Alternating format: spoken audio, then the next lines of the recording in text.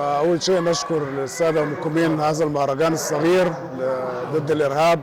أنا في رأيي إحنا كمصر يعني بلد عريقة لها تاريخ طويل ولنا تاريخ طويل جدا بحوالي 5000 سنة.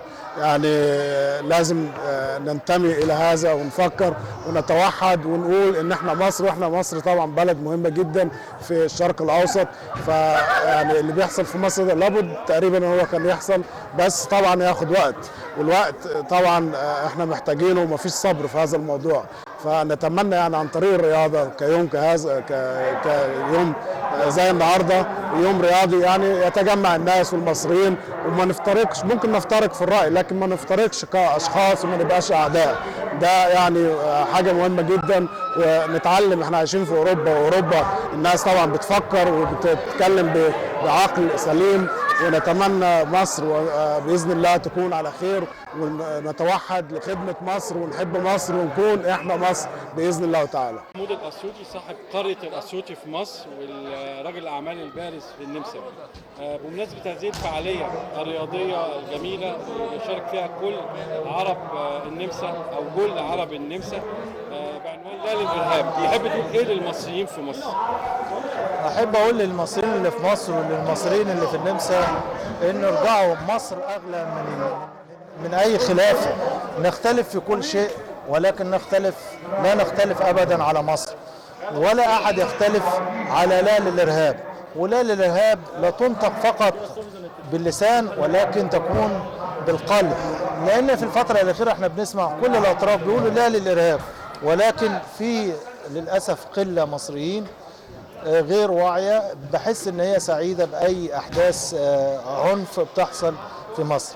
احنا النهارده الدوله دي رساله من فيينا عاصمه النمسا. فيينا بلد عاصمه الامن والسلام، بلد الامم المتحده وحقوق الانسان، اللي في الفتره الاخيره طلع صوت هو مش صوت عالي، ولكن الناس انزعجت في مصر ان في مصريين كتير في فيينا ضد مع الارهاب. ولكن انا بقول لا، الاغلبيه كل المصريين معظم المصريين هنا ضد الارهاب، والقله اللي هم انا بعتبر انهم مغيبين وفي جهات غير مصريه وراهم. وانا بقول لهم ارجعوا لمصر، ارجعوا لاخواتكم، لان احنا كلنا اخوات، وفي الاخر مصر اللي هتبقى لنا واحنا اللي هنبقى لبعض.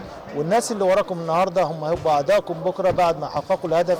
بيكم انتوا يا مصريين يا اللي انتوا فرحانين دلوقتي باللي يحصل في مصر، احنا اللي باقيين البعض، واحنا اللي هنقف في خندق واحد ضد الارهاب. بس قبل ما الامور تبقى صعبه لا نقف بسرعه. بنقول للمصريين اطمئنوا ان شاء الله، مصر امنه. معظم المصريين في العالم مع مصر وضد كل اللي بيهدم مصر، سواء بيفكروا في هدم اقتصاد مصر، بيفكروا في هدم جيش مصر، بيفكروا في هدم شرطة مصر، بيفكروا في هدم الدولة المصرية اللي هي آخر دولة في العالم العربي. ولو هدمت مصر نقدر نقول للعالم العربي عليكم السلام. شكرا جزيلا كابتن محمود. أحد المصريين بالنمسا، والنهارده عملنا يوم النهارده في حب مصر، وشعار اليوم النهارده مصر فوق الجميع ولا للارهاب، باسم الدوره لا للارهاب. احنا النهارده جمعنا كل المصريين والاجانب، وزي ما حضرتك شايف اللي ورانا اللي كان ورانا كله جاي في حب مصر وضد الارهاب وضد اي عمل يأذي مصر او اي شيء. يعني احنا مع مصر ومع من يحب مصر. ويوم النهارده يوم يعتبر يوم ناجح ويوم عظيم، ونتمنى من كل الجاليات في الغربه ان يحتذوا بينا ويعملوا نفس اليوم الجميل. والاولاد يعني جميع الاعمار موجوده، الكبير والصغير والشباب وكله النهارده بيلعبوا مع بعض وبياكلوا مع بعض وبيضحكوا مع بعض، وده يوم جميل. نتمناه يكون يعني يوم في حب مصر، يكون يوم جميل، يوم عظيم في حب مصر.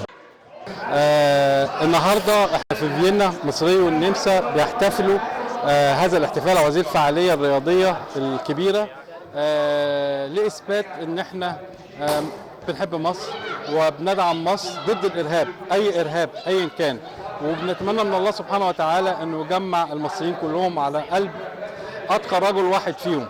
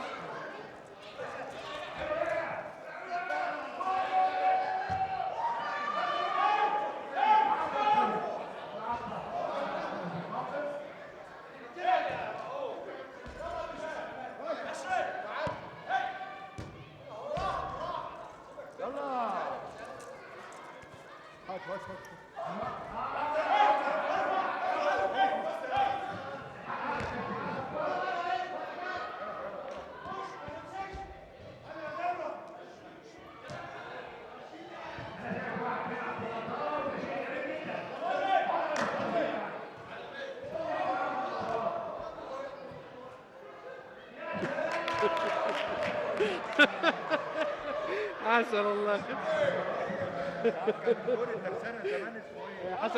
حسن علي. حسن علي.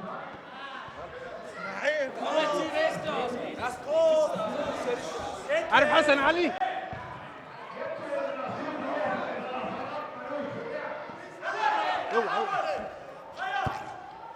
يا ولد يا حسن.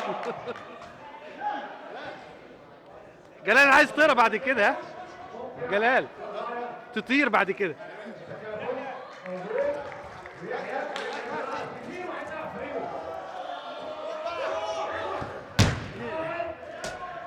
بره بره بره.